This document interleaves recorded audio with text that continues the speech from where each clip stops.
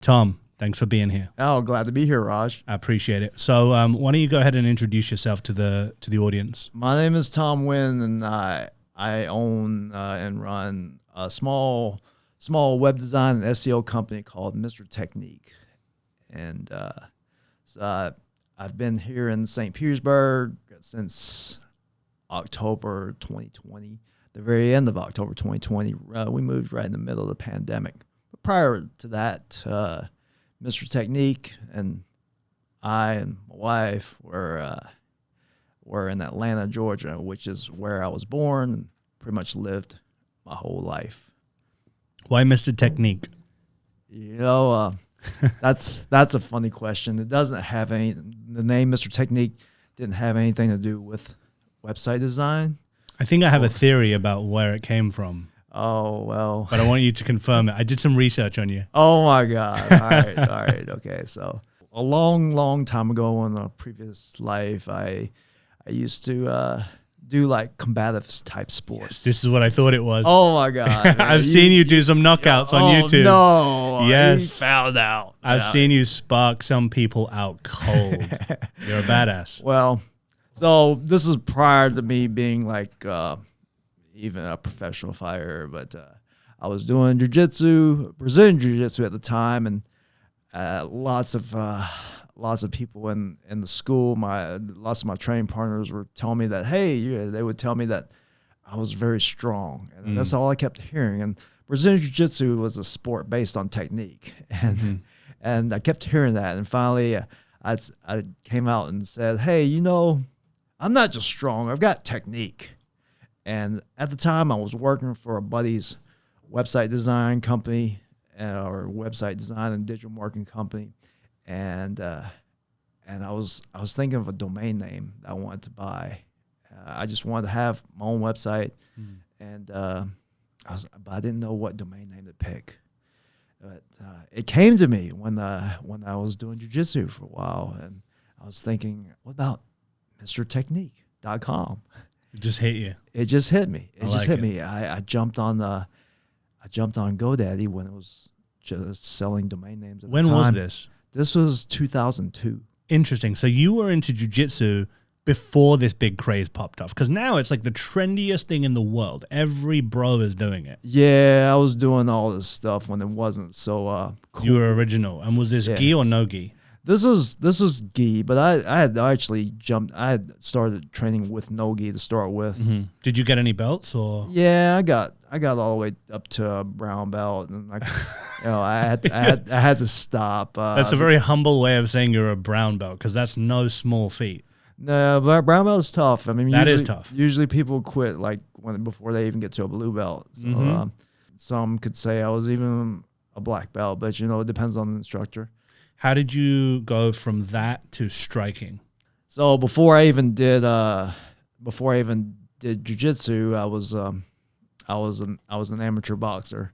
So I started amateur boxing back in 1995. Wow, so striking first, then jiu-jitsu. Well, kind of, because in high school I was a wrestler. So oh my God. So it goes way back. Grappling, striking, and then just pure ground game. Grappling, and then I became a professional boxer, and then I became an MMA fighter, and then I did them both at the same time. And then so you did MMA too. Wow. I did. Yeah. So did you have any pro fights? Yeah. So I had like 12 pro MMA fights and 6 pro boxing matches. Is this like common knowledge? Nah. I mean, I believe I mentioned it like as a small footnote on my about page, but I don't. So do you know, like, I'm a massive UFC fan. I'm a big MMA fan. I had no idea, Raj. Well, there you go. That's why we do this. See, I just don't publicize it. It's awesome. Like, if someone mentions it, sure, we'll talk about it. But like, I don't volunteer it unless they ask me. Why did you do it? What was it about? Martial arts? Is it the discipline? Is it, were you a bad kid? Were you getting into fights? Like, what was it? Well, growing up, we grew up in my family. They moved here in 1975 right after the Vietnam War, and I was born the next year. And when growing up, I had like grown men making racial slurs at me, and kids too, of course. So I was a really skinny kid growing up, like real skinny. Like when I was 12 years old, I was 65 pounds or so. What? Yeah, Oh, okay. real skinny. So like Yeah. my brother had he actually learned how to get big by eating and working out, and so he taught me. And So did you get up? I got did. up there? So get this. So from the summer of 8th grade, I weighed like 105 pounds. My brother put me on a program of eating. He showed me I needed to eat some heavy foods to gain weight and work out. And to make a long story short, I over the next 3.5 years, from the summer of 8th grade to the summer between my 11th and 12th grade year, I went from 105 pounds to 230 pounds. Like, Okay, so just for context, for anyone who's a UFC fan, right? 105 pounds isn't even a weight class in the UFC. It doesn't exist. Like, there are women's weight classes that are above that, 125, 135. Absolutely. 230 is a heavyweight. Yes, and that's what I wrestled in my senior year in high school. That's what I am right now, by the way. That's what this block of dough is. Oh, man. So 230 is what you got up to. I did. I actually even got as high as like 235 pounds. And what were you eating to do that? So I ate a ton of pasta. My brother had told me that I needed to eat pasta because it was heavy. So I ate a ton of pasta. We went to a buffet like 3 or 4 times a week, and I would eat like somewhere around like 5 plates or so. Whoa. I mean, I'm a big eater, but I mean, you probably can't tell by looking at me now, but I was a huge eater. I mean, I still can. I can still put away. Did you fight at 230? I did not. No. Okay. So that was just like beefing up to feel better. But I did wrestle at 235 pounds in my senior year. So I wrestled at the heavyweight division. And, I didn't win state, but I did qualify for state. Nice. That's a huge achievement. So like from 11th grade to 12th grade, I went from I wrestled 171 pounds in my junior year. And then in my senior year, I wrestled heavyweight, which goes all the way up to 275 pounds. Oof. Yeah, so I wrestled some big. So you wrestled with some guys that are like Brock Lesnar size. Big dudes, big. Damn. Yeah, big. Yeah. And then when did you bring the weight back down? So I brought the weight back down like after the next year. So I got down to about, I went from 230 pounds to about 195, 190 pounds. So I'm still, I mean, I didn't take 40 it all some off. pounds, yeah. Yeah, 35 pounds Okay. or so. Yeah. So I stayed there pretty much I was that weight for like 20 something years. I just recently dropped 30 something pounds in 2023. So I was going to say 2 things. One, when I saw you in the kitchen like a week ago, I was like, man, this guy's vascular. You're very vascular, which means you definitely train. Or you have some kind of health condition, but I think it's that you train, right? Yeah, I guess, So you're ripped. And that was like a conscious effort, because then when I did my research for this podcast, I saw on YouTube you doing the steps at the pier and like, trying to get that weight down with that zone 2 cardio. Yeah. Yeah. Well, it was more like diet and exercise, but I'd been exercising regularly pretty much my whole life. Sounds like it. And some people say I didn't really have a weight problem, but I did. I took myself off all medications. I was only on one medication, which was a statin, and I took myself off for that. You were on statins? Yes, sir. Interesting. And what was your experience like that on that? Because there's new research coming out, So right? I had like side effects, and I didn't like where I was going. I started having this back pain. And I had this when I first started taking statins like 10 years ago, and I had to take this a vitamin or a supplement called CoQ10 to minimize the side effects, to take away the pain. And that worked for several years, but then it started to come back, and I didn't like the fact that I was taking medication, and so I'm a little bit of a conspiracy theorist when it comes to like meds for health, and whether it's right or wrong, I did it. So I took myself off medication. Why was it prescribed?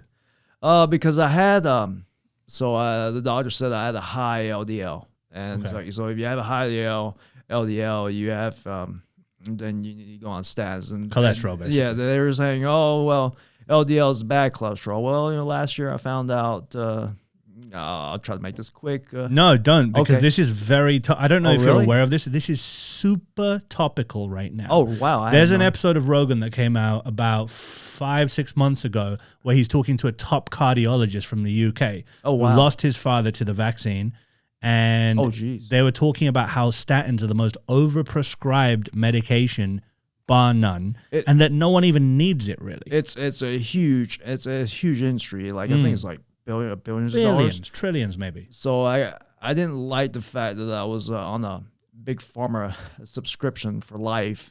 And customer, right? Yeah, not patient. Yeah. I don't want to be a customer for life, and so especially if I don't need it.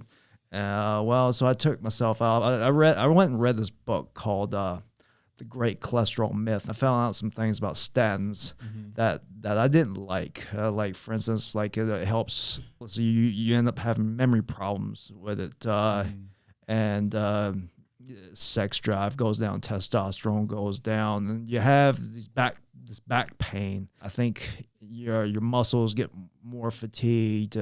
Another side effect is that the statins can cause a stroke. So I actually have firsthand experience in this. My family, quote unquote, has I have a quote family history unquote of high cholesterol. So so I have a big family. So I have 3 brothers that are still alive, and I have I had a father and mother that are both deceased. But my dad had a heart attack, and he was one of the first people that got put on statins, and I remember that too. He was on the statin called Mevacor. It was like in the late 80s or mid to late 80s when he got put on it. Well, we don't know if that helped him from having a second heart attack. But what happened is he ended up having a stroke about 10 years later or 8 years later, and then he had Alzheimer's, and then he died. So.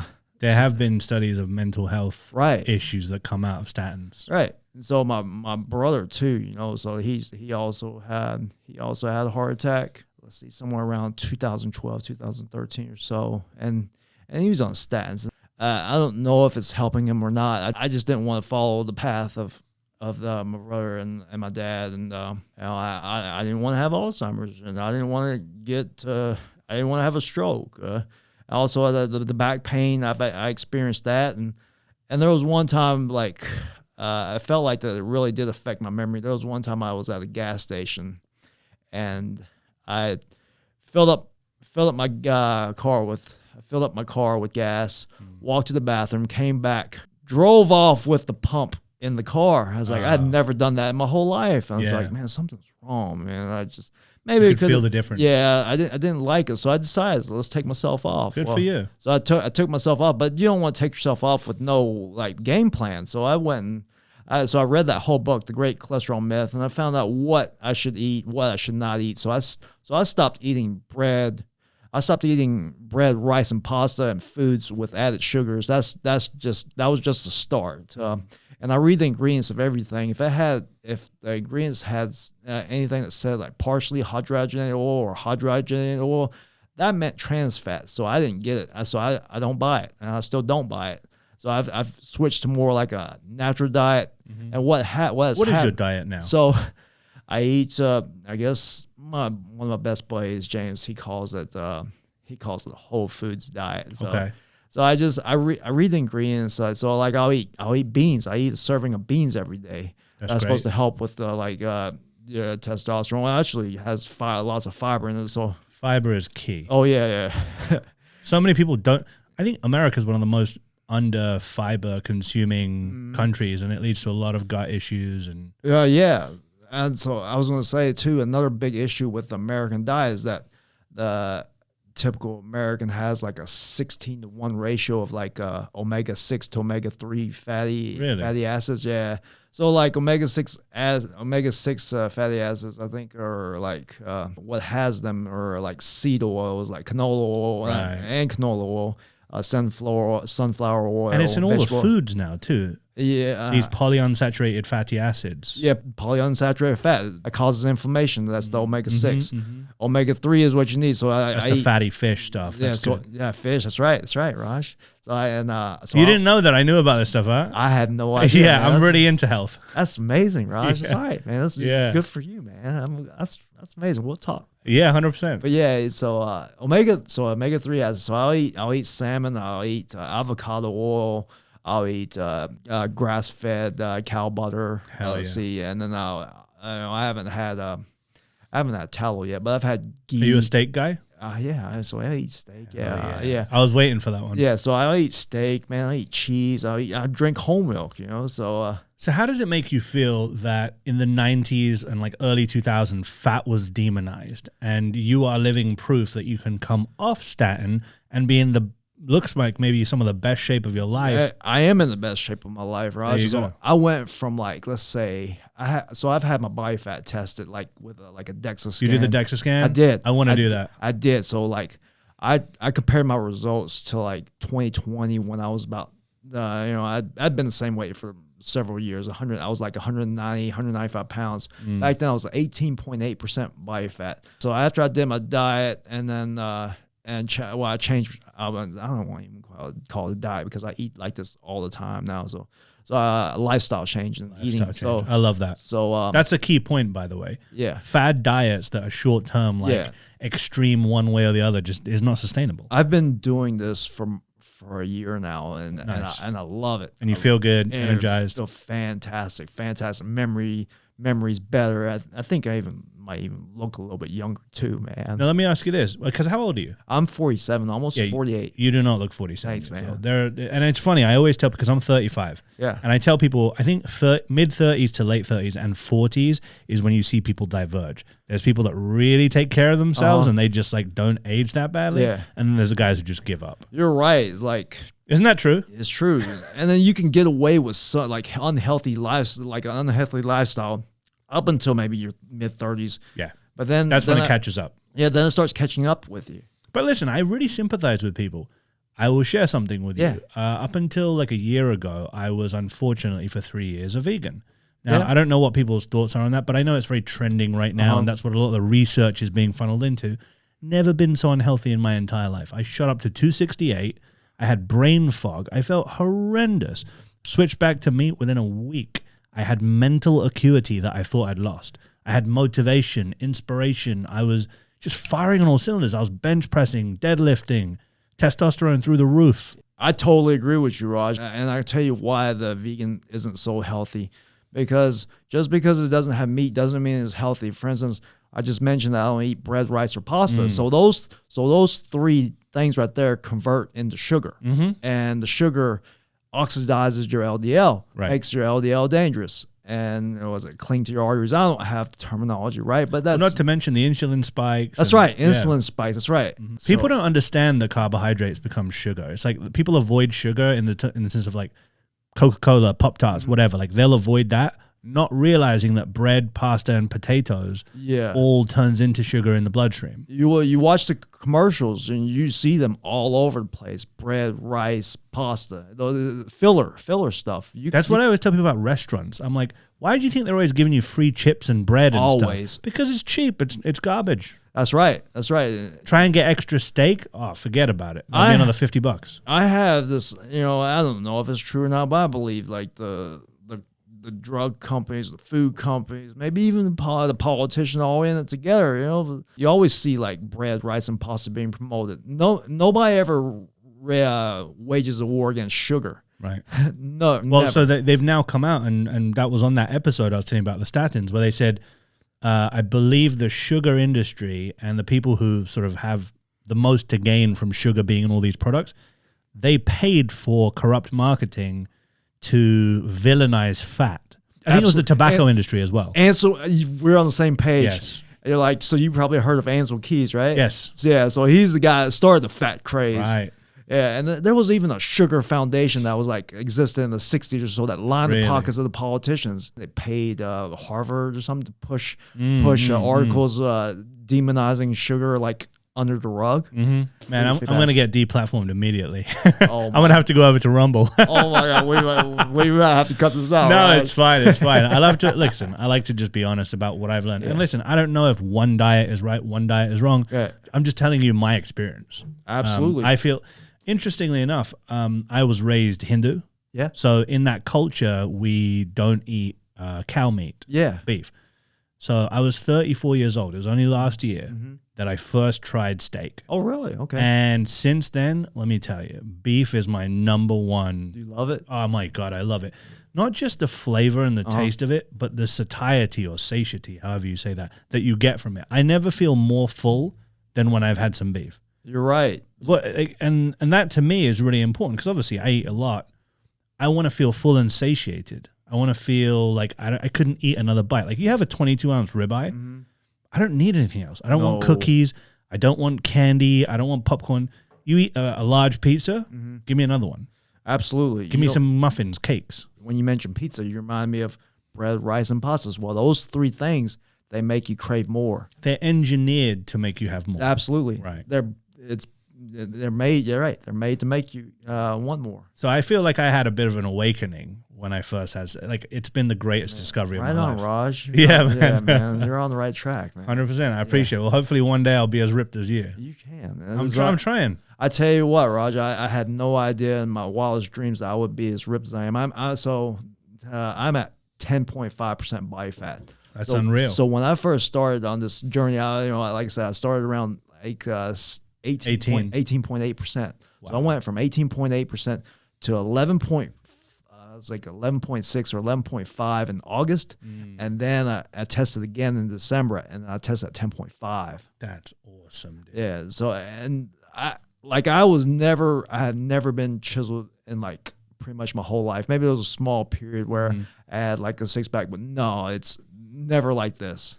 And by the way, that just shows as well, it's never too late to do that. Never. I'm in my late 40s, and I it sounds pretty egotistical, but I inspired myself.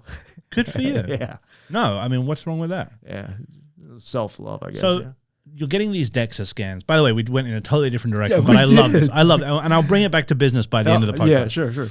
But it sounds like measurement is important to you. So you're getting these DEXA scans. You want to know your percentage body fat. You're probably measuring other stuff. Have you ever thought about measuring food, and do you think it's necessary? So there's a lot of these diets, they count calories. I've never, I wouldn't say never, but during this this lifestyle change, I didn't count any calories. That's incredible. So I just looked at the amount of food. It's like, oh, it's about a fist. So if I put some vegetables on a plate, it's like, oh, it's about the size of my fist. So it's like, that's a serving. So I've seen that method. So I'll put that on there. It's just kind of guesstimating. Yeah, kind of measuring. A little bit. Same thing with the meats, and then but then sometimes I'll eat nuts. So that's a part of my diet too. Nuts. Do you have any understanding of like, oh, this much steak has this much protein or this much? I have no idea, honestly, Raj. I don't pay attention. I know it does have protein, but I just don't even know how much. Right. And I honestly, like, fat to me, it doesn't mean that much to me. Of course, I should be eating. Like this for lunch today, I had some lean steak meat, sliced steak meat. So I'm assuming it was pretty lean. I don't know the fat content in it, but I bought it from Costco. That's great. Yeah, dude. I do my entire food haul at Sam's Club. Oh yeah. Oh yeah. But I read the ingredients of everything. Like if it has some kind of ingredient that I don't know what it is, I'll either not get it or I'll look up that ingredient to find out how dangerous it is. Like for instance, like shredded cheese. I don't buy shredded cheese anymore because it's got some kind of substance that prevents caking. Have you ever noticed how it's why they're able to shred it and how the shredded pieces, they look kind of waxy like? They don't mush together. That's right, they don't. But if you ever shredded your own cheese and you put it in the container, they stick together. So what do they put in it? They put something, I forgot the name of it. But is it the gellan gum or the carrageenan or something? It's not called They do that with oat milk, by the way. I'm not a fan of oat milk anymore. I'm on full dairy, but I've made oat milk at home and the water separates from the milk juiced stuff. It's really weird. And I was like, why doesn't the store-bought one do that? And it's because they add carrageenan, gellan gum, xanthan gum, all these weird things. Yeah, xanthan gum. I see that all the time, and I don't get stuff that has it. Do you know there's foods in the States that don't exist in the UK because they've banned the substance? Like M&Ms, for example. I went to the New York M&M store, and then London, I think there's an M&M store there. Or maybe it was just, no, the New York M&M store. And I would get like this basically illegal candy and take it home to my nephew and niece. Oh, really? Yeah, because like high fructose corn syrup, illegal. It's illegal in the UK. Europe. Really? Banned. Wow. It's basically a petrochemical. Wow.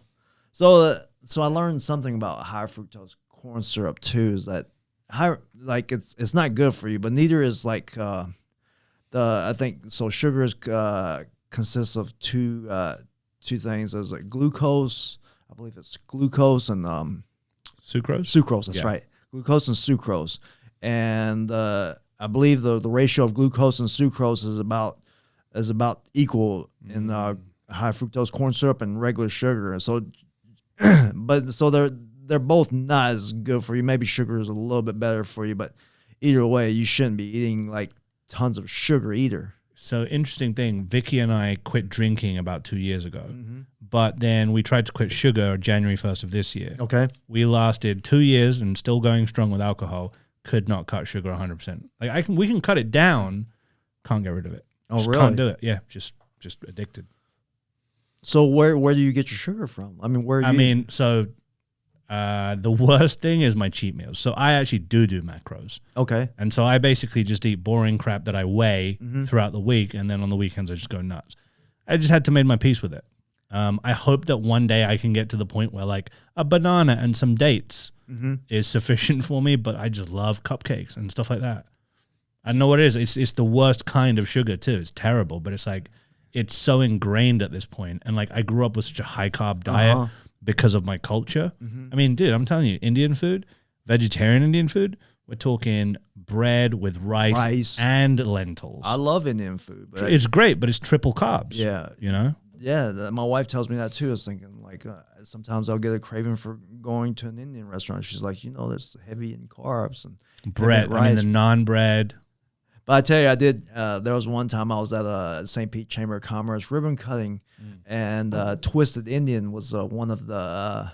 They were serving food there, and I was thinking like, how am I going to eat this? So I just ate the buttered chicken with no rice. So that's what I did. So that's my favorite thing in Indian restaurants, and anywhere I'll get like a mixed grill. It's like tandoori chicken, Sikh kebab, whatever it is. It's just meat, grilled meat. I love it. Absolutely. So that's what I do. We're gonna have to grill sometime, man. Let's do it. That'll be fun. I'm a big. I can grill too. Oh yeah. Yeah, I'm all right with it. I'm all right. Nice. Yeah. Coal or gas? I do charcoal grill. Like I feel like if you don't do charcoal grill, you're not grilling. I feel you. No, I agree with you. I do the cheap method of gas, but you understand how heat works and how the fire lights up and temperature. I want to get a smoker. I want to start doing low and slow. I've made ribs. Like I did the 3-2-1 method where you cook it for like 6 hours. I've done that and that was amazing. Tender. Yeah, yes sir. Yeah. I want to learn how to make a brisket. Yeah, me too. I've never made. You've never done that? I've never done a brisket. No. That could be a fun activity. That would be a very fun. Let's figure out how to do a low and slow brisket. Absolutely, Texas style. Yeah, yes sir. Okay, cool. Yeah. Where has the best barbecue? In St. Pete? No. Forget St. Pete's. I think the food here needs work. Well, I was like, I'm saying across the South. Yeah, I was gonna say like Atlanta, Georgia's got good barbecue restaurants. I've heard great things about Memphis, Tennessee too. Memphis ribs are amazing. That's what I heard. I heard Memphis is amazing. You get the sauce on the side. It's a dry rub and then sauce on the side. Unbelievable. Yes. Yeah. Carolinas too. Oh yeah. Carolina barbecue is great. So. Yeah. So no, I'm a fan of brisket. Oh yeah. Mm-hmm. Oh yeah. It's the hardest thing to do. That's why like it's a treat when I go out. Oh yeah. So let's bring it back to business for a second. You told me how you got started and how has being healthy, being in top condition, how has that impacted your business? It's so it makes me think clearer. I wake up with more energy. I still take my daily naps in my office. I have a reclining office chair. Really? That's awesome. I take a nap for about 15, 30 minutes a day. Power nap, right? Power nap, yeah, and I feel like a champ afterwards. And you get back out and you're just energized. I do. That's awesome. I feel energized. Just need that 15-minute nap. Yeah, I think they say 20 minutes, 25 minutes is like the max, and then you go into like deep sleep, right? Yeah, I guess so, yeah. That's cool. Okay. I wake up anywhere from 5 to 5:30 in the morning, grab a workout. So you work out first? I do work out first because I used to do it at the end of the day but I had to stop because I felt like I wasn't getting enough work time in. So I was thinking, well, if I push my workouts to the beginning of the day, and I can work as late as I want. So I did. So I switched it that way, and it's been working. And I love it. I like that. How do you get yourself hype for the gym? Do you work out in a gym? Yeah. So I go to like local Crunch and which Crunch? It was the one off Old Northeast, 58th Street, close to Tyrone. I think I know. I think that's my Crunch. Yeah. That's so funny. You go to the same Old one? Northeast, right? I don't know if it's Old Northeast. No, I'm on the west side. So. Oh, you're on the west side. Yeah, okay. on the west side. Because there's 3, right? There's one on 4th Street. There's one on 58th, and I don't know if there's one. I guess the Tyrone one is new. Oh yeah, the Tyrone one's brand new. Okay, that's not the one you go to? No, I tried it for a bit. It wasn't my vibe. Oh, okay.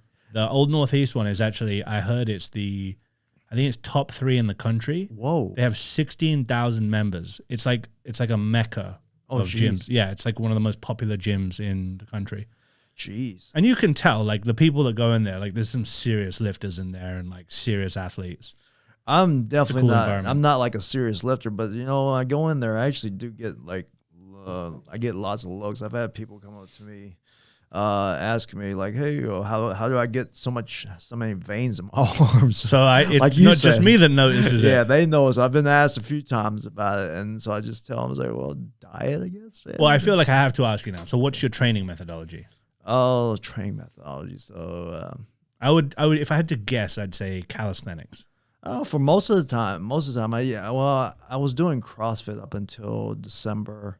How was that? Last year? It was great, because I had to stop because there were some exercises that I couldn't do because my shoulders weren't flexible enough, and I had to compensate by bending my lower back, and that wasn't working. So I had to stop after I've been doing CrossFit for 6 years, and finally it was like it wasn't. I had this lower back issue that wasn't getting any better. Well, it did get better, but I had to scale the exercises drastically. Is it better now? Oh yeah, it's gone. And how did you fix it? Well, Stopping CrossFit. I had to stop. Stop CrossFit. I love the last gym that I was at. I actually love most of the gyms I was at. But yeah, I had to give it up. Have you heard of ATG? Yeah, knees over toes. Knees over toes guy. Yeah. Did you know he's down the street? Get out of here. I just found out. So his headquarters and where he lives, Clearwater, Florida. Are you serious? Shout out West Coast, Florida. Get out of here. Whoa. I had no idea. So okay, it's a funny story. There's a guy called Riley. He works at the Craft Cafe, which is where Industrious. I know where Craft is. So he is an ATG trainer. And I was chatting to him about my lower back pain. He put me onto the app. He goes, "Oh, you should just come by." I think is it guys Ben Patrick is the guy's name? Ben Patrick. Yeah, he goes, "Oh yeah, he's in Clearwater." I said, "I had no idea." Whoa. I had no idea. Yeah, it's based there. So I bought some of those wedge blocks. Yes. Then for squatting. For squatting, and then I actually practice these little one-legged pistol squats with it too. So I can do it with my right leg. Unassisted, but for my left, when my left leg's a little weaker, and I had the mobility on my ankles not as good, so I use those wedges, and the wedges seem like they're game helping. changer. Well, they really helped me with my knees over toe stuff. Oh yeah. So I started doing that program. Phenomenal, like really helped me with my back pain. Yeah. No, everything's been great, man. That's awesome. Good.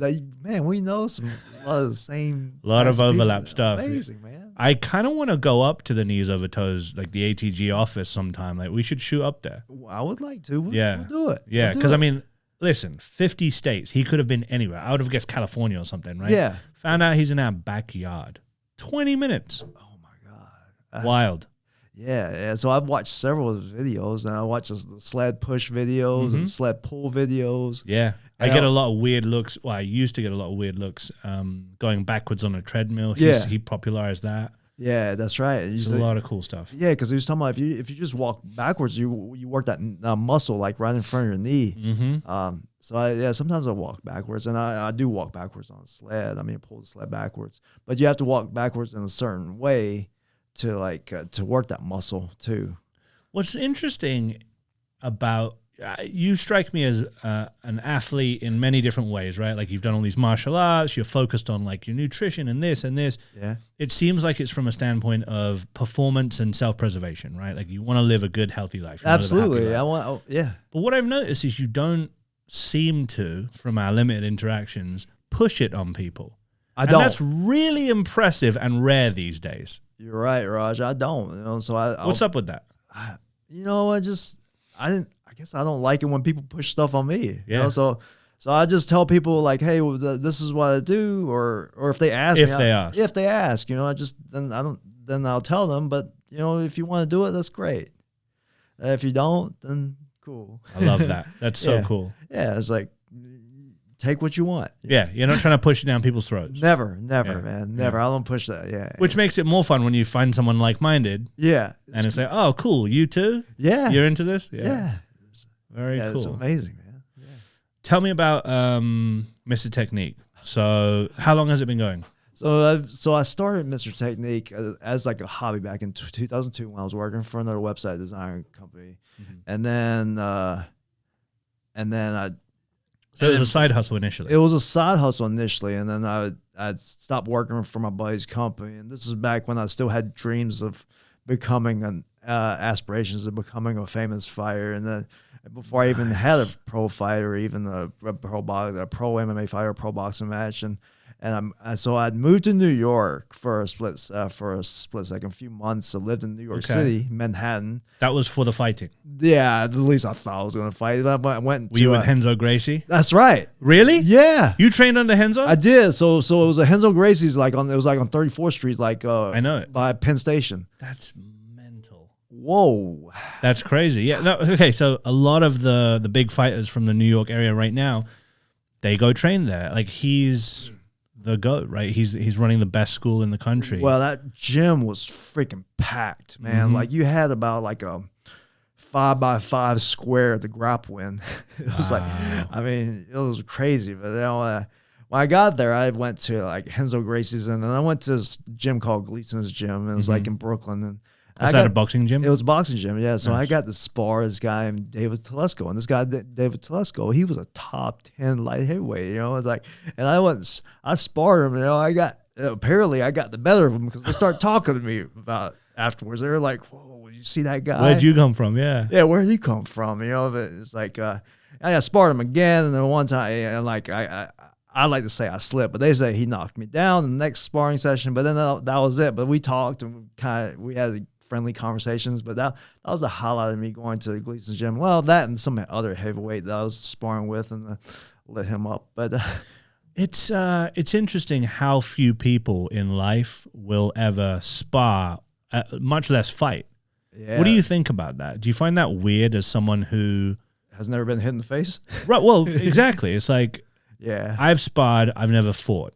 Yeah, but you spar, you've been hit in the face. I've had street fights. And then I've done sparring. Yeah. So I find it weird how people can go through their entire life without experiencing that.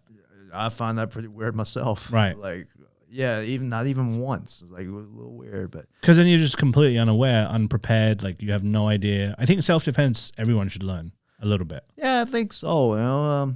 I think so. But then there are some people that have never been in a fight and they continue not to have any problems. So I don't know. I don't know what to say about that. Yeah, no, fair enough. Would you say one fight sticks out in your mind? I fought. The most popular fight was a fight where I had a boxing match on ESPN Friday Night Fights, and is this the one I probably saw on YouTube? You probably did. I won it in like 37 seconds, and the guy wasn't that great. But you know what? I was working at the jail at the time. Okay. And I was working at the Fayette County Jail. Those those bastards didn't let me. They didn't let me have the day off, so I had to switch with another worker to get. So you were a CO. Yeah, absolutely. Okay. And I had to switch with somebody else to get that day off. And what they did? Like, I was fighting a guy, not a former prisoner, not in the same jail, but a former guy who used to be in prison, and I mean former prison inmate. So, okay. Former prison inmate. So he was an inmate. But he wasn't an inmate of the jail that I was at. He was an inmate in prison, and they freaking televised my fight all across the jail like that night. And it's like I was hoping they wouldn't do that, and they did. Because that would make people want to test you. Yeah, well, something like that, and then I won. So the next day I had to go to work. The next day, showed up. I was a pod officer working the minimum security pod. Like walked around, was like taking roll call. Well, I came in. It was kind of nice, and I got like a standing ovation when I walked into. That's a cool moment into the jail, and nobody gave me shit that day. Yeah, I mean, because they were scared of getting, knocked out. Maybe, I don't know, man. That must have been really good for your street cred. I can think of few things that would be better for a CO than for their professional fight, which lasted 37 seconds and ended in knockout, to get televised across all the inmates. That's a pretty good thing. That's going to help you, right? Yeah, it was wild. Probably one of the best nights of my life. And the opponent wasn't that great, but you know what? Whatever. It's like, I won. I don't know if he really wanted to fight that much, but I won. You got the win. I got a win on ESPN Friday Night Fights, and they ended up televising it on ESPN Sports Center that night. And I was on the top 10 highlights of the night, number 10. And then what's funny is like 10 plus years later, they put it on a television movie called it was Madoff. Bernie Madoff. He's like Ponzi scheme guy. It was based on a true story, but they had my fight on there, and then next thing you know, I got a phone call from several people. It's like, you're on the ABC. Oh wow, so that's great. That's really cool, man. Yeah. Sounds like you've got some cool highlights. Yeah, so I was telling you before this interview, I was like, you're probably never going to hear a story like mine. No, it's fascinating. And then, to end up in the sort of web design space and everything.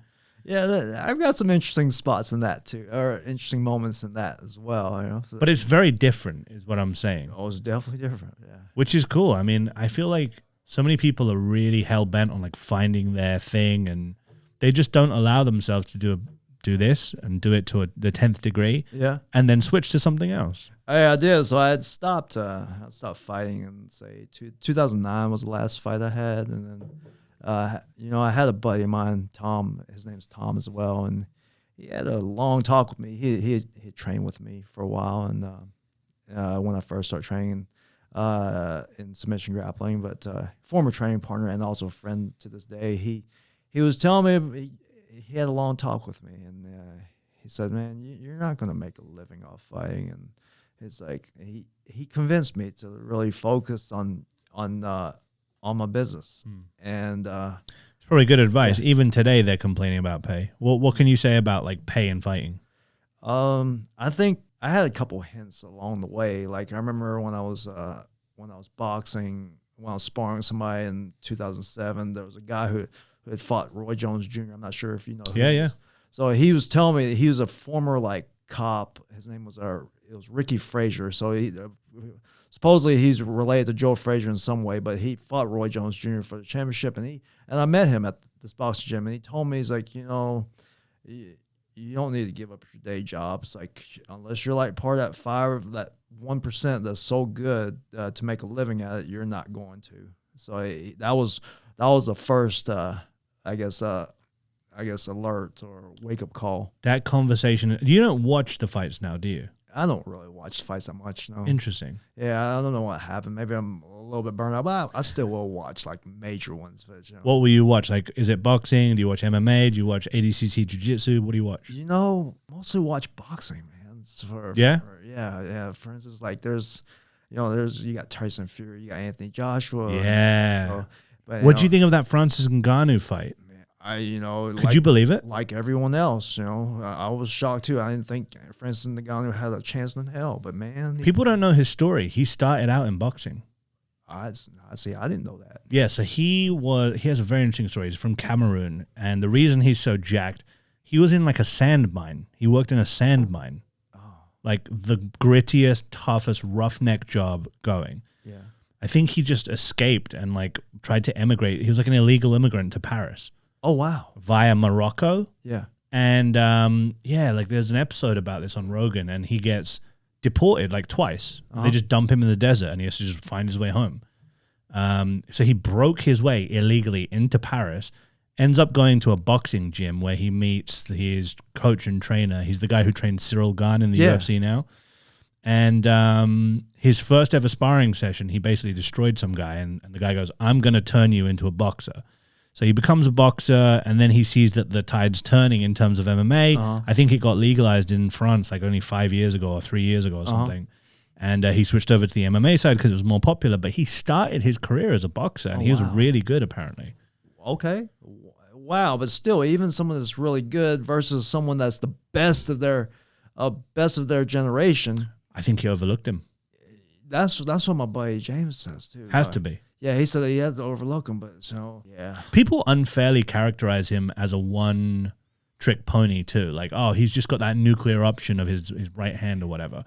If you watch the UFC fight he did against Cyril Gane, which is like a long-time rival, did you see that? I did not. I only seen Jones versus Cyril Gane. So he had, that was great.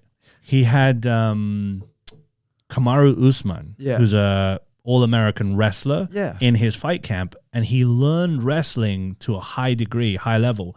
You've seen Cyril Gane. The guy's a beast. He's like 6'5", like 250 or whatever. He was just ragdolling him, throwing him around, flipping him around the place. He looked like a pro wrestler. Oh, wow. Okay. And that was like a skill that he learned for that fight. So he's just got natural, like... people don't even think he's peaked yet. So, yeah, he's now in the PFL. I think. Yeah, he is in the PFL. Yeah, and he's now doing his boxing thing. Well, he's fighting Joshua. That's a good fight. Well, actually, I'm very excited about that fight because it's not just him versus Joshua, but there's also a Chinese heavyweight that's like in the top 5. It's like Zhang Jili. Really? Yeah, this guy, he just knocked out the undefeated guy who was also, this Chinese guy, Zhang Jili, he was a silver medalist in the Olympics. No way. It was like 2008 or 2012. Or 2016, one of those 3 Olympics. China low-key has some killers. Yeah, well, I mean, they got billion-something people. Yeah, I guess. So. Yeah, but I don't think, especially heavyweight, I wouldn't have thought. Well, yeah, this guy is huge, man, and he's southpaw. He's like, and this guy, he has one loss, and it was disputed. He was fighting this guy named Philip Hergovic. I think that was his name. I'm not sure if I'm pronouncing it right, but they were both undefeated, and like that was disputed. And then he turned around and fought another undefeated guy. His name doesn't escape me, but he's also a fellow like silver medalist. Well, he beat him twice, stopped him twice. Yeah, so that's on the same card. Yeah, that's on the same card. He's the co-feature, so he's fighting the guy that recently beat Deontay Wilder. Okay. So I don't think Fury. Do you think Fury ends up fighting Usyk? I think Fury is supposed to fight Usyk in February. I think. I think that's supposed to happen. He was going to fight Usyk before Ngannou. Now he's. I wouldn't say lost, but like Ngannou exposed him in some fashion, whatever you want to call that. I know now people are thinking like Usyk's going to beat. Yeah, I mean, I would at least argue for more purse if I'm Usyk. Yeah. I guess if we were to, let's say, erase that in the Ngannou fight, but the fights with him and Wilder, they were classics. Those 3 fights. They were amazing. I watched every single one. Yeah, me too. They're incredible. The bit where he comes up in the 9th round or whatever from the first fight. Yeah. I mean, the second fight was, what was the score of it? The second fight was a beatdown. Yeah. And then third fight was a back and forth one, and Tyson Fury hit the canvas. Second fight, he knocked him out, right? Second fight, he knocked him out. So third fight, he knocked him out too. But he knocked him out later in like the 11th round. I don't agree with the draw in the first one. You think Fury got it? Yeah. Yeah. I think he edged it. Well, That's one thing. That's kind of one beef I have with boxing is I don't trust the scoring. No, okay, I have 2 beefs with boxing. Yeah. One is the scoring. I don't trust it. And I think that they are just incentivized to score things to get more fights and more pay-per-views. Second one, okay, there's 3 things. The second thing is they don't fight regularly enough. Yeah. Because I think the purses are so much higher that you can just make 50 million from a fight and just not fight for a while. Oh yeah. And that holds up belts. And then the third thing is there's too many belts. You got four belts. There's 4 major ones now. There's you have to throw the WBO in there. So then you've got a champion versus a champion, which sounds cool, but it's like, so who's the real champion? But now unification is so rare. Yeah, now it becomes harder. The more belts there are, but I think. And then people argue that WBC is more or less prestigious than WBO. It's ridiculous. Yeah, it is now. That's the nice thing about like UFC or like one championship. It's like the boss is the boss.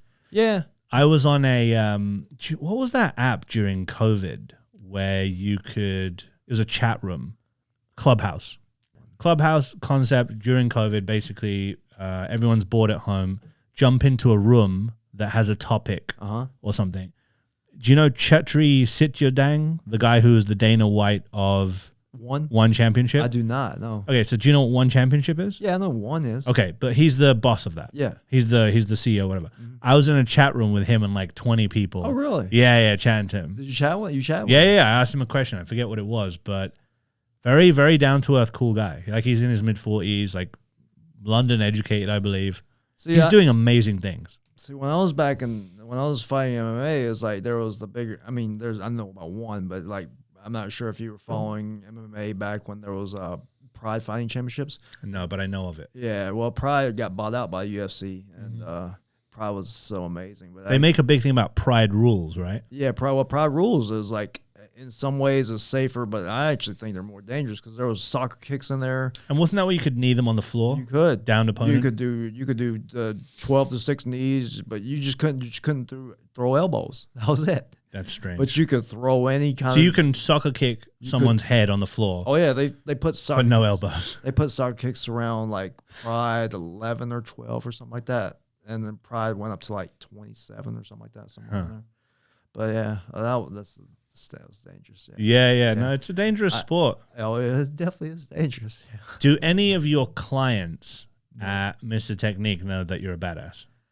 Yeah, a couple of them know. A couple of them. Does it become helpful when you're doing price negotiations and stuff? I don't think I ever have any client that threatened to like beat me up or something. It's like I don't know, maybe they're not thinking about ripping off my pocket protector. That's Is it mostly local people that you know in person, or do you get most of them online? Or no, I got them all online, but just because of my search engine optimization abilities. But in the very beginning, I got them via word of mouth. But so my clients are split. I have majority in Atlanta, but the number of clientele that I have in Florida is increasing and is catching up to Atlanta. So and that's through traffic to your site. Through traffic to my site, through word of mouth. I've gotten business from Thrive. I've gotten some leads from the St. Pete Chamber of Commerce and let's see, and then referrals from other clients too.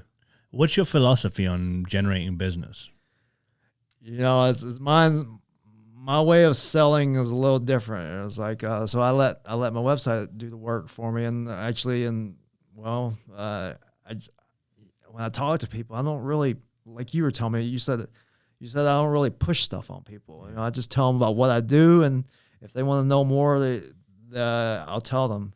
So it's kind of like that way in business too. I'll give them some advice, but I don't tell them like you need to have this website or you need to do this. I'm not aggressive. It could be good. It could be bad in some ways, but it's worked for me so far in business. Sometimes I'll get referrals from people in Thrive, people from the St. Pete Chamber of Commerce, and from other clients.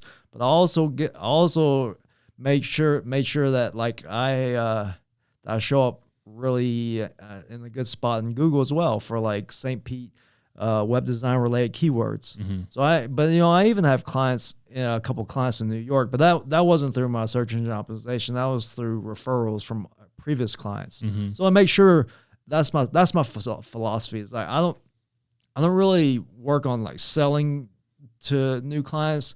I mean, I do need them every now and then, but I focus on my existing clients because I'm in an so you get a lot of repeat business. Yeah, so most of my business is repeat business. Almost all of it. It's like it's repeat business with existing clients. It's almost like maybe like a gym. A gym has a lot of repeat clients, like a lot of members. Well, that's interesting because a lot of people are just focused on business development, how to grow, how to scale. And what you're telling me is in the beginning, that was a thing, right? You started as a side hustle, you sourced a couple of clients, then the SEO drove more people to your site and you got more clients. Then they stayed with you. And then while you get dribs and drabs of, referrals and things like that, you don't necessarily need to make any concerted effort to sourcing new business. No, I always, I heard that saying that people can always tell that you're desperate, and luckily I've never been desperate. Well, I haven't been desperate at least in quite a while. Have you had any bad months where you're like, I need to scare up some business or not? Not where I've been really. Maybe for the first 2 months of COVID, maybe I had a couple big clients. They had to close up shop for a little bit, and so that my business from them dried up for those few months. So there was a little bit of uncertainty there, but, and then I had one client switch website designers in that period. But other than that, since 2010, 2011, maybe I remember December would be a really slow month back then. I remember it was like December 2011. Like I made like $500 or something. That was my revenue, and I remember I was sweating it back then. But so it sounds like you've just gotten to you're just cruising altitude. Yeah, that's great. Yeah, so my philosophy is that if I have enough repeat business, it's almost like having a steady job. It's like a steady income. Recurring revenue. That's right, recurring revenue. And just so I make sure to take care of the clients that I have. That's great. Good customer service. Yeah. Yeah. Well, yeah. So many people focus on just getting the business and not worrying about their current customers. So you're kind of you're in the tech space, right? Yes, sir. Tech has changed a lot in the last couple of years. It's always changing. Right? It's always changing, but I feel like it's been more of an aggressive. My perspective, at least, has been with AI. Correct, AI and ML. How do you see that changing your industry? It can help out the providers as well as the clients. Like for instance, on my end, it helps me. I could actually generate, website copy easier. So I don't take stuff from AI and just use it as is. I have to use as something as a starting point. So it's helping you with the content side. It does help me out a little bit. So if I don't know about a client's industry, I'll ask. I don't use ChatGPT, but I use Google Bard. So I have Google Bard. Why are you loyal to Google Bard? You kind of seem to dismiss ChatGPT right now. I'm a Google Bard guy. Are you? No, I'm asking you. Oh well, I wouldn't say that, because I talked to a buddy of mine. He mentioned some things about ChatGPT that was a little alarming. Okay. Because it's AI, it learns. And I've tried both. I like both of them for different reasons. Yeah. Okay. Yeah, I like to use them both. What's funny is I can't. As soon as my buddy had told me about some things that I didn't like about ChatGPT, I canceled my account, closed my account. Well, I tried to reopen my account, and for some reason, they won't let me reopen it. They said, wow. So you can't start a new account once you close it. So that's kind of weird. I would have gone back to ChatGPT. Maybe they'll have you back one day. Maybe they will. Maybe you're burned for life. You know what? I could just circumvent that and just I could get around that and just start using new email address. Yeah, new email address, but I didn't. I recently found mine was hacked. So I logged into ChatGPT. I've got the premium, the $20 or whatever, and there was a bunch of Mandarin on there. And I'm like, oh, pretty sure. First I thought that the language had changed, and I had to setting to change the. Nope, some guy had been using, or some person had been using it. Oh wow! And asking all these Mandarin questions for like some college course or something. Just changed my password and stuff. But it made me think. It's like, cool. It's like the most advanced thing in the world, as I know it, an LLM, right? Like this intelligent, all-knowing thing. Meanwhile, it's that easy for it to just be hijacked. I don't know. I just assumed that it would be less prone to that. Oh, yeah. Well, I think it's only as strong as your password, right? Yeah. And if you and then maybe, is there any two-factor authentication on it? No, I don't have any on that. Yeah, if there isn't, then maybe that would 2FA would help. What outside of the content piece, do you see AI changing the SEO and web design landscape at all? Well, you know what? ChatGPT can also generate. I mean, it can generate code. So if you want to write code for a certain feature or a piece of website, you could tell ChatGPT or Google Bar to generate a boilerplate HTML document or so, or even JavaScript. If you don't know it can probably do it for you. I honestly haven't depended on AI to that degree. But it's good that you're using it, because I find it weird. I think I saw a stat about 6 months ago.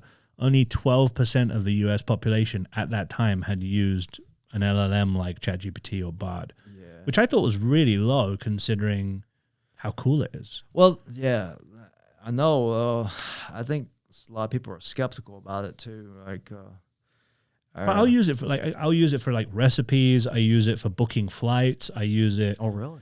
Here's a really cool trick that I use. I used to stay in Airbnbs a lot. I've since stopped. But you know when you have the reviews and you have to tab out every Airbnb and then scroll through the reviews to see, like, I don't know, noise or bed bugs or whatever it is. You just put the link into ChatGPT and say, summarize this into the top 3 pros, top 3 cons. Oh, wow. It's just simple things like that. Or like, find me the best flights with no layovers to this. Really? You just throw it in there. And then, by the way, when I'm there, give me an itinerary. Like, simple life that I see. Look, I think AI has amazing and scaring applications to, like, I have friends who are CTOs and they're like, we're going to fire a bunch of our engineers in the next 5 years and we're going to start adopting. Right, there's that side of it. And then there's also just, I want a really good recipe for chicken biryani, but I only have these ingredients. Yeah. Like things like that. Yeah. It's like really, really mind-blowing to me that people aren't like utilizing it for just simple brain functions that you don't want to do manually. Like, I don't search, and I shouldn't say this to you. I'm probably going to get something thrown at my head now, but I tend not to search on Google as much anymore. You really? So because I have to literally go to different websites. Like, okay, basic research, right? Like, what's the best MMA gym in St. Pete, for example? And I have to go and tab out all the different articles, and a lot of it will be threads. Some of it will be, so like, you have to do some research. Or you have to do actual physical research. You're saying that ChatGPT cuts down on that, pretty right? much, yeah. Oh, it lays it out right there, right? Well, it'll either just tell you, and it will say, okay, these are the 3 ones within a 2-mile radius of your house, and these are the different disciplines. Or you can copy and paste like one of those really long, lengthy blog posts, paste it in there and say, give me the what do you call it? TLDR. Oh yeah. Just give me that. Read. Yeah. You know, now I remember. Now one of the reasons why I don't use ChatGPT is that, well, I guess it could be the same could be said for Google, but I've heard that ChatGPT. Someone, a buddy of mine, told me that that ChatGPT is biased, and like 100% it can be biased. Yeah, it's political. Yeah. So is it? Yeah, as in okay. I don't know. I don't want to get too... Yeah. But just suffice it to say, whenever I've typed in, give me a healthy recipe for X, it defaults to plant-based diet recipes, which these days is kind of a political leaning, right? It's like very, very that's polarizing stuff. But it's like, why are you telling me that something is... To me, that's like a cookie cutter. But that's subjective. Yeah, right. It's subjective. Right? Like, let's say I'm a carnivore reading that. Well, that's poison to me. Yeah. But, you know, they've said that there's more liberal leanings on ChatGPT. So it is biased, you know? It is biased. 100% is biased. So that was one of the reasons why I don't use it. And plus that, it learns. So that being said, our Googles are all biased, right? Like the Google that you have and the Google that I have show different things. Like people in different states and who voted in different ways get shown different results. Well, Google's not exempt from being biased either. But you know why I use Google? Because of search engine optimizations. Right. Yeah, it's your industry. If you didn't, that would be insane. So that's why I use it. That's why I'm pinpricking this now. Because, well, look, the reality is we're all in echo chambers, right? I read a news article. My sister reads it in the UK. It's totally different, like leaning, different language. How do you get around that? Maybe you just talk to people. And don't you think the people who are getting their information from these biased sources are even worse? I mean, people are just so entrenched in their beliefs these days. Well, I was gonna tell you. Well, I'm not exempt from it either. But one thing that I do that I haven't done since I graduated college, which was a long time ago in 1998, the very end of 1998, is I had taken a class on it was a sociology class on media and racial stereotypes. So, Interesting. And so as soon as I took that class, I stopped watching television for years. Like how many years? Especially, I haven't watched it since 1998. So. You have not watched TV since 1998. Well, the news. I'm sorry, news. No. I'm not trying to. Yeah, news regularly. So I have shows. So shows like regularly, like that at our house. Like the television stays off like most of the time, like 99% of the time. So like the ideas I feel like I'm getting are coming from they're not coming from television. Maybe they're coming. Do you go on YouTube a lot? Yeah, I do go on YouTube for like how-tos to look for how-to stuff. But I tell you, like I said, they're also biased because I get shown a lot of workout videos. Yeah, so they know me. They know that I like. But you know what? Sometimes I'll get those they'll test me to see if I like it or not. They'll test me to see if I like those who you identify with. That's a big deal these days, right? The identity thing. Yeah. Well, it's like I don't want to sit there and so I start thinking like, man, Google's on. They want me to be polarized. They want me to take one side or the other. Right. So I just see it and I was like, I just start scrolling past it. So when I do that, it stops. You're trying to trick the algorithm. Yeah. I do the same thing. Like if I see something I want to see more of, yeah, I'll make sure to watch enough of it and click and like double like it or whatever to make sure I get more of that. But then if I'm getting into something, I'm like, I don't want to see more of this, I quickly scroll past it just so that it doesn't think I liked it. It's weird thinking about it like a living, breathing thing. I noticed the more that I like watched it, the more they showed it. So I was like, they kept showing me these echo chambers. They showing me this the identity stuff and he, she, whatever. That kind of stuff. That stuff. So they kept showing that to me. It's like I don't want to see this stuff anymore. So I was like, just start scrolling past it. And as soon as I do it, when I start doing that, it stopped. But every now and then they'll play around with it to see if they get me hooked. And But see, here's what's dangerous. You've got a tech background. You're a sharp guy. You're 47. You've been around with no technology, basic technology, computers, the web, and now this iteration. Imagine like Gen Z, Gen Alpha, people who are just like, oh, this is reality. What this social media feeds me is what I should think. They don't know. They don't know that. They can't differentiate. They don't know. You're right. They don't. They didn't live in the world where there was no internet. I've lived. I fall prey to it too. I'll be honest with you. So I've got this sort of sales and marketing agency right now, and because of that, my Instagram and YouTube is all geared towards that. So all I'm seeing now is basically ads and sales offers for how to build a sales funnel, a marketing funnel. Oh, you should have this type of agency. I made $1 million with this agency. This, and it makes me feel like crap because I'm like, wow, look at all these 28-year-old kids who are living on beaches with $100,000, $200,000 a month businesses. It's not reality. No. And my perception of how popular this stuff is out of whack because it's sending me everything. But to me, everyone is doing this. I'm like, why don't I have this funnel? Why don't I have this type of agency? Why don't I outsource all of this stuff? It's crazy. Everyone's doing it. No, it's just because it's all I'm being fed 24/7. Yeah, they're feeding you stuff. It's wild. And I actually know. But it's still hard to kick that feeling. I know. You're like, dang it, man. Why am I not that special? How did I not think of that? What are you, an idiot? Yeah. It's pretty it's deep stuff. And I can understand how elections and people's fundamental core beliefs are impacted by social media because it's pervasive. It's everything. I guess one thing you could do is not be on social media. That's what it always comes down to. But then when you use it for business, that becomes trickier. Yeah. Sometimes I'll do it. I'll take a month off social media. Actually, or a month off Facebook and Instagram. Detox. Detox. And it feels good when I do it that way. And when I do, I actually start either text message more people or call more people and talk to them. And then I'll go back to it. Have you tried calling people who are like under 30? They just don't know what to do with that. Really? Yeah, no, people don't use their cell phones for phone calls and texts really anymore. Like the new generation. Oh, jeez. I call people all the time, but it's like that's legacy. Like you should be DMing people. Like the art of long form conversation is slowly dying out. Oh, wow. You know, I talk to my niece. You get 3 minutes with her. And it's like tweets almost, and it's gone. It's like The Matrix. It is like The Matrix. Wow. Yeah, that was a very accurate film. You know, this is I don't even know how much of a difference this make, but I think it's making somewhat of a difference. And like, I rarely go to ATMs to like deposit money. I actually walk into the teller, like, just because I feel like if I do so, I keep the teller with a job. Yeah.